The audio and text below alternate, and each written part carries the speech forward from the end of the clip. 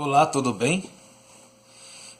Nesse vídeo eu quero falar sobre a rejeição de Jesus e suas consequências que tiveram, né, durante a história.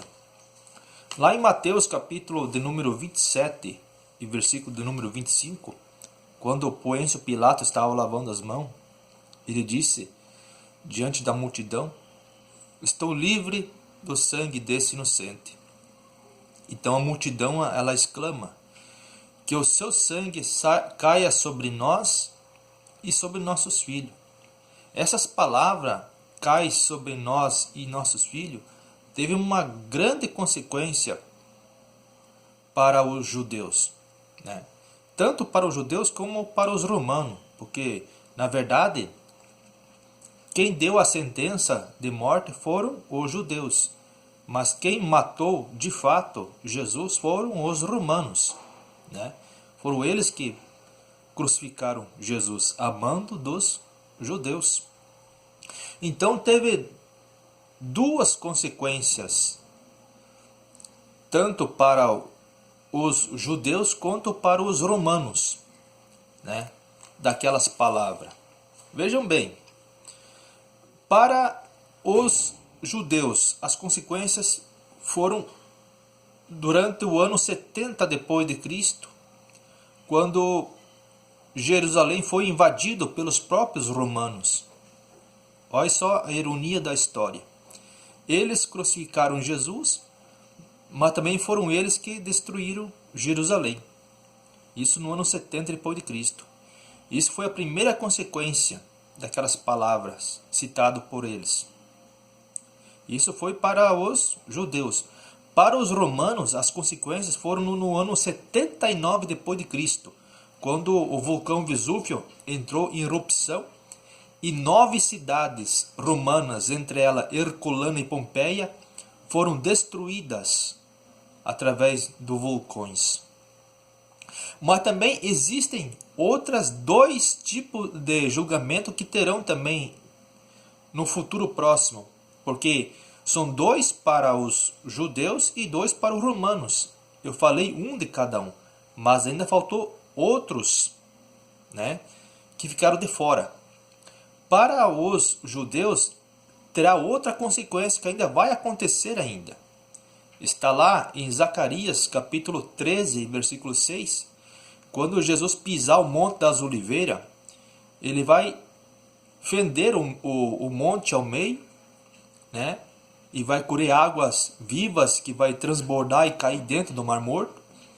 Então ele vai mostrar as suas mãos perfuradas e vai dizer: "Fui ferido na casa de meus amigos." Isso está lá em Zacarias capítulo 13 e versículo 6. Vai ser de um grande espanto para os judeus, porque, imagine, tanto tempo rejeitado e bem no fim não creram que ele era o Messias de fato, e naquele dia Jesus vai chegar com as mãos perfuradas através dos cravos e vai dizer: "Olha, sou eu, aqueles que se mataram há mais de 2000 anos atrás." Né? Outro julgamento será para Roma, mas será no tempo vindouro. Né? Está lá em Apocalipse capítulo de número 11 e versículo 13, diz que a 10ª parte da cidade vai se partir ao meio através de um grande terremoto. Essa cidade é a cidade de Roma. Então tem dois julgamentos aqui, tanto para os judeus como para os romanos. Um de cada um já se cumpriu. Agora falta outros para se cumprir mais lá na frente. Mas isso vai ser na era apocalíptico, né? Então, esse é o que eu queria dizer, né? Também eu quero falar porque que existem muitos motivos porque Jesus foi rejeitado pelos judeus. Muitos motivos. Mas a principal foi que Jesus foi rejeitado pelos judeus porque quando ele nasceu, ele não nasceu num palácio, né, de um rei, de uma rainha, porque de fato Jesus ele tinha que ser príncipe. E para ser príncipe, ele tinha que nascer num palácio, né, filho de um rei e de uma rainha. E quando o rei morresse, ele sim ocuparia o lugar do seu pai. Então ele seria de fato o rei dos judeus. Mas isso não aconteceu, e na época de Jesus, de fato, os romanos jamais permitiriam que Israel tivesse um rei, né? Porque os judeus estavam sendo dominados pelos romanos. Então os romanos jamais aceitariam um rei dos judeus. Tanto é que Jesus, quando todo mundo soube que ele dizia ser o rei dos judeus, ele foi perseguido, né?